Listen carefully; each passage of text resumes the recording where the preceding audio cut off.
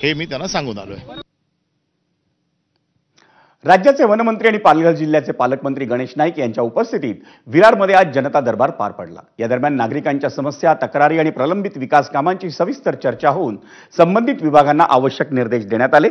त्याआधी गणेश नाईक यांनी आमदार राजन नाईक आणि आमदार स्नेहा पंडित दुबे यांच्यासोबत आचोळे येथे रुग्णालयाच्या बांधकामासाठी निवडलेल्या जागेची पाहणी केली।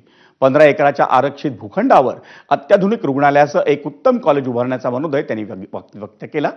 या जमिनीची मालकी असलेल्या व्यक्तींना योग्य मोबदलाही देण्याचं आश्वासन त्यांनी यावेळी दिलं। हा भूखंड साधारण 15 एकरचा आहे। आता या ठिकाणी कॉलेज आहे, या ठिकाणी हॉस्पिटल आहे। काही गोष्टींची थोडीशी ऍडजस्टमेंट करण्याकरता जागा सुरक्षितरित्या मी सगळ्यांना विश्वासात घेऊन ती गोष्ट केली जाईल। दुसरीच्या जनतेकरता बऱ्याच वर्षापासून अशा गोष्टीची गरज होती। म्हणजे आता खाजगी कॉलेज भरपूर आहेत, परंतु आता ही एक कॉलेजची जागा, इथे पाण्याची टाकी आहे। राजन नाईक आमदार, स्नेहा दुबे आमदार यांच्या नेतृत्वाखाली माननीय मुख्यमंत्र्यांनी सुद्धा मोठ्या प्रमाणात निधी देण्याचं कबूल केलेलं आहे।